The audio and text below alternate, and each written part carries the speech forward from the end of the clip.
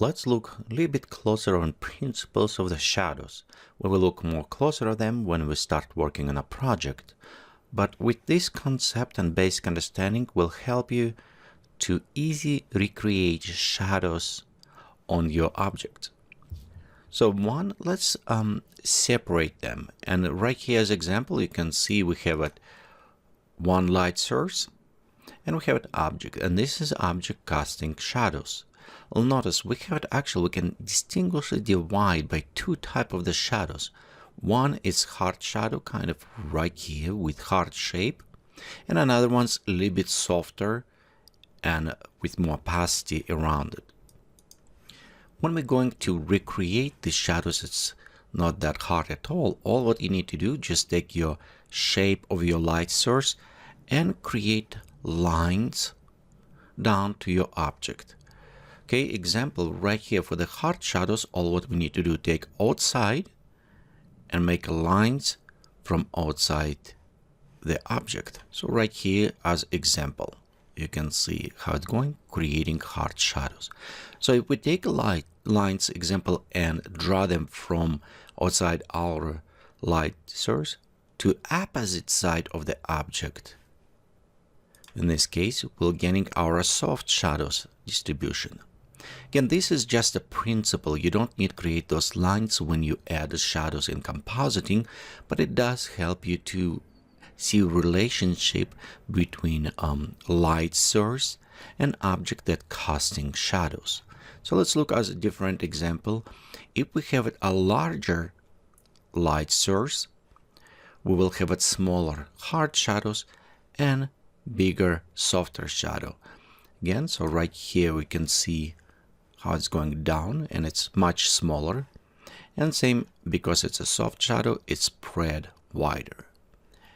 This is simple explanation will help you understand also why is a smaller light source, hard source, will create a bigger hard shadow and more harsh look.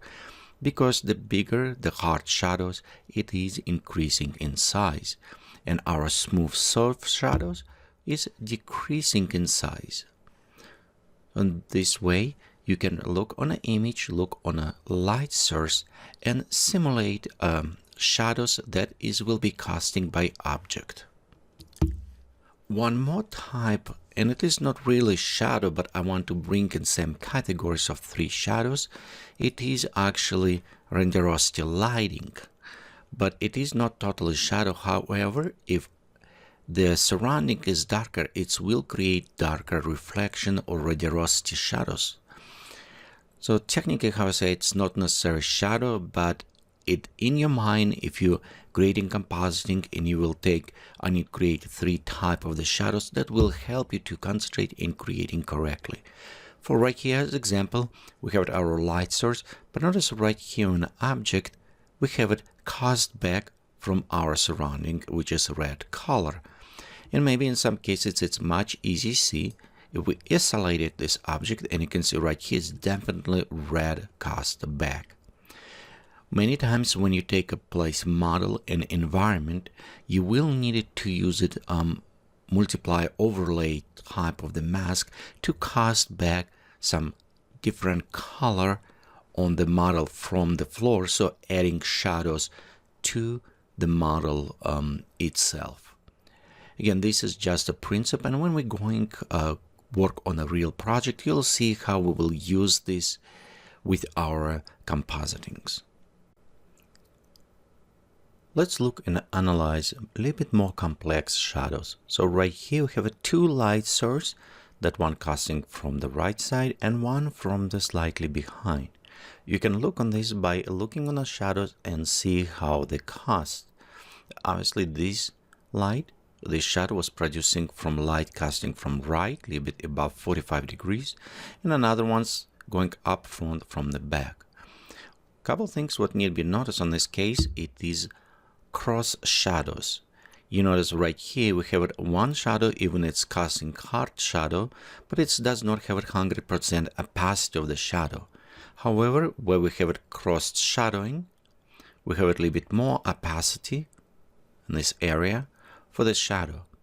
The reason is why, because this light spill on the shadows, actually backlight will spill on the shadows in this area, make it a little bit more gray color. Same that apply for the shadows right in this area. In compositing, when you have more than one light source, in some cases we cannot just create one solid hard shadows. We need to reduce this opacity depend on a light source and current, because two light sources have the same power.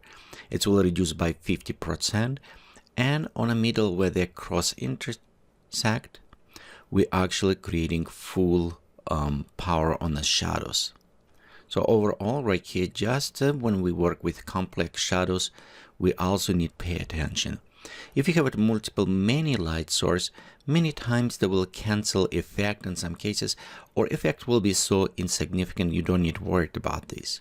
Most time we'll need to worry about this cross shadow when we have kind of powerful light sources that will cast those very distinguished shadows from our objects.